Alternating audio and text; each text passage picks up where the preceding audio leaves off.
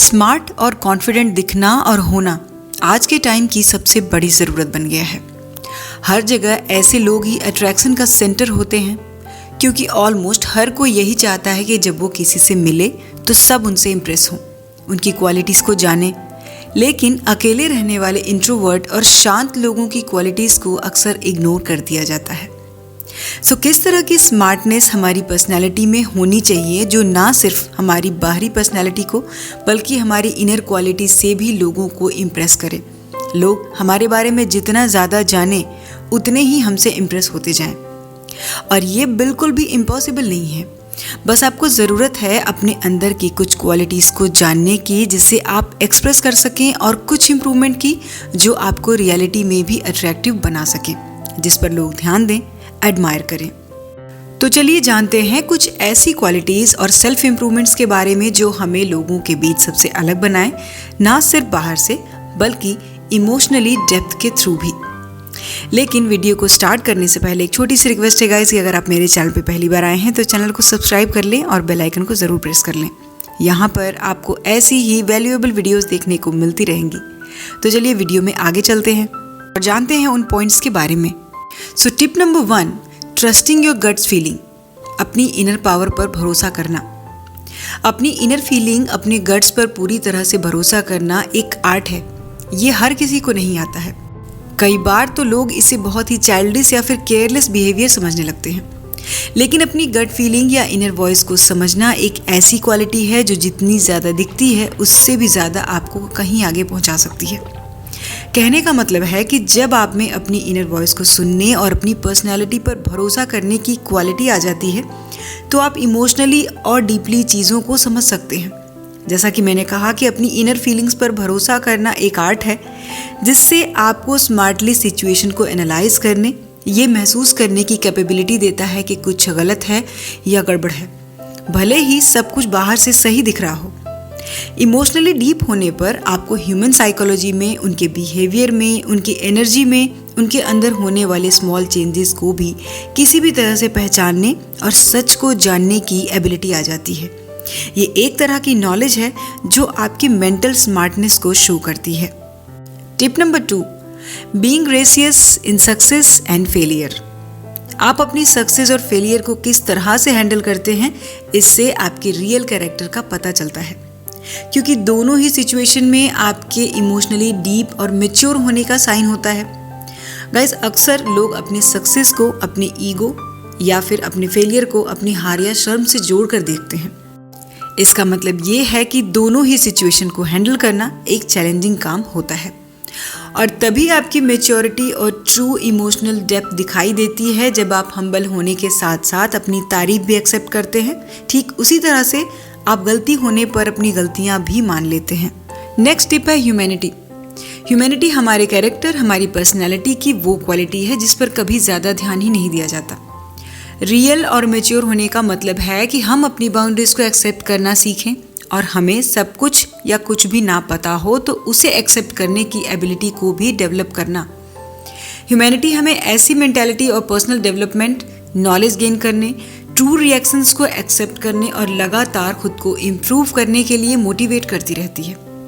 वैसे भी आज के टाइम में सेल्फ प्रमोशन और ईगो को मानने वाले लोगों में ह्यूमैनिटी अक्सर शोर के नीचे दब जाया करती है, जबकि ह्यूमैनिटी तो एक प्रीसियस जेम है। गाइस, हमें याद रखना चाहिए कि ज़िंदगी की भागदौड़ में हमें अपनी सिंपल हम्बल होने की खूबसूरती को नहीं भूलना चाहिए। यही तो होती है हमारी real smartness. Next tip, helping others without expecting anything in return.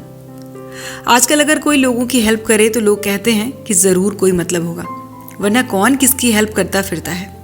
इसीलिए काइंड होना, इमोशनल होना या फिर सेल्फिश ना होना बड़े आराम से इग्नोर कर दिया जाता है।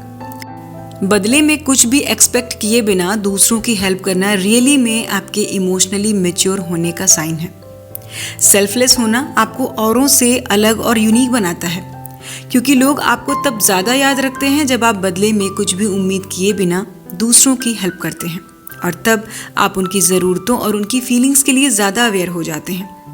और ये किसी तरह की तारीफ पाने या फिर लोगों में अपने नंबर बढ़ाने जैसी वाली बात नहीं है, बल्कि ये तो इस दुनिया को एक बेहतर जगह बनाने की हमारी एक ट्रू फीलिंग के बारे में है। टिप नंबर 5, बी ए स्मार्ट लिसनर।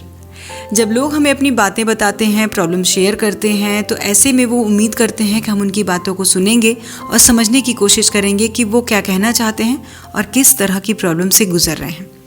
और कई बार तो वो सिर्फ कहना ही चाहते हैं, और ऐसे में आप उन्हें वो कंफर्टेबल माहौल अगर देते हैं जो उन्हें चाहिए, तो आप फिर इमोशनली बहुत मैच्योर हैं, और ऐसे में आप लोगों में काफ़ी पॉपुलर हो सकते हैं और आप उनके विश्वास पात्र भी बन सकते हैं।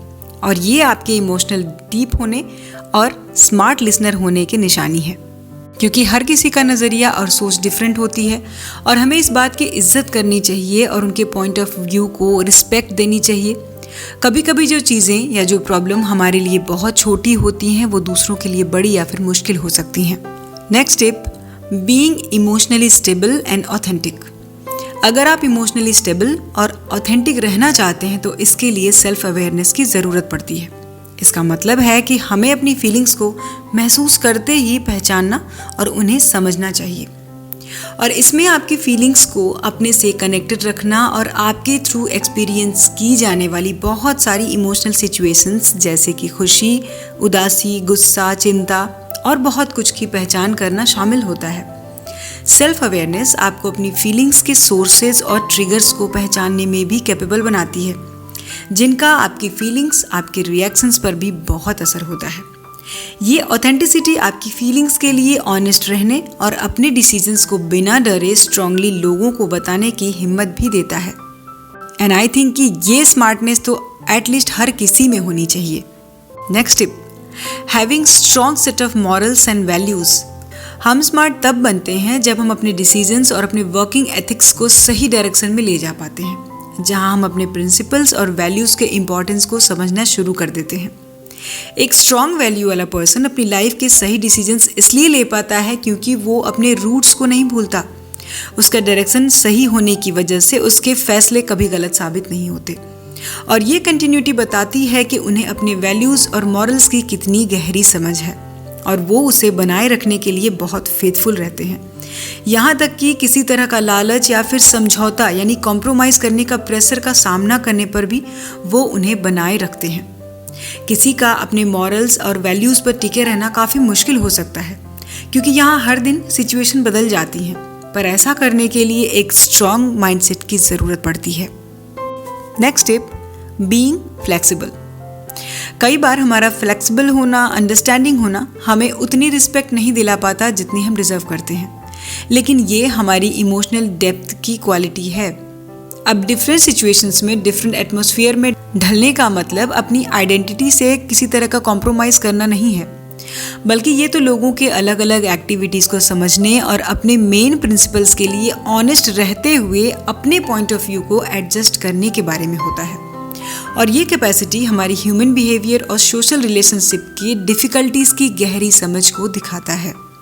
Next tip, empathy. एम्पैथी यानी सहानुभूति सिर्फ एक पॉपुलर वर्ड नहीं है, ये हमारे सेंसिटिव होने के बारे में भी है। इससे हम लोगों की मैच्योरिटी और इमोशनल डेप्थ के बारे में जान सकते हैं। ये लोगों के कैरेक्टर की स्पेसिफिकेशन होती है। एक्चुअली ये आपके इमोशनली दूसरों से जुड़ने, उन्हें समझने की कैपेसिटी को भी दिखाती है। ये आपको किसी और की जगह पर आकर सोचने, उनके सिचुएशन को समझने और उनकी हेल्प करने के बारे में भी बताता है। एम्पैथी का मतलब सिर्फ लोगों से सहानुभूति रखना नहीं है, बल्कि इसके लिए आपके ज़्यादा मैच्योर रिएक्शन की ज़रूरत पड़ सकती है, जिसके लिए आपका इमोशनली स्मार्ट होना ज़रूरी है। Next tip, true patience. Instant satisfaction चाहने वाली आज की दुनिया में पेशेंस रखना एक बहुत ही यूनिक क्वालिटी बनता जा रहा है। पेशेंस आपके इमोशनल डेप्थ का सिंबल है। ये आपके वेट करने, टॉलरेंस दिखाने, दूसरों को बढ़ते हुए और इम्प्रूव होने से इंस्पिरेशन लेना सिखाता है, ना कि जेलसी रखना, और दूसरों के डेवलपमेंट में हेल्प करने की कैपेसिटी को भी दिखाता है। अब ये ज़रूरी नहीं है कि पेशेंस के लिए हमें बहुत ज़्यादा परेशान होना पड़ता है या फिर डिस्कम्फर्ट होना पड़ता है। यहाँ मैं डिस्कम्फर्ट वर्ड का यूज़ इसलिए कर रही हूँ क्योंकि ये किसी भी पर्सन को शांत रहने की कैपेसिटी को दिखाता है, तब भी जब उन सिचुएशंस का सामना करना पड़ता है जो कि नेगेटिव फीलिंग्स या फिर स्ट्रेस वाले फीलिंग्स को ट्रिगर करती हैं। पेशेंस ह्यूमन एग्जिस्टेंस की सबसे मुश्किल कामों में से एक है, ये हमें ये समझाता है कि हर काम को होने में एक वैलिड टाइम तो लगता ही है। सो गाइज, आज के वीडियो में इतना ही। वीडियो कैसा लगा मुझे कमेंट ज़रूर करें। वीडियो पसंद आए तो लाइक करें और शेयर करें, और इसी तरह की और भी वीडियोस को देखने के लिए हमारी फैमिली को ज्वाइन कर लीजिए। तो हम मिलते हैं नेक्स्ट वीडियो में नेक्स्ट टॉपिक के साथ। अपना कीमती समय देने के लिए धन्यवाद।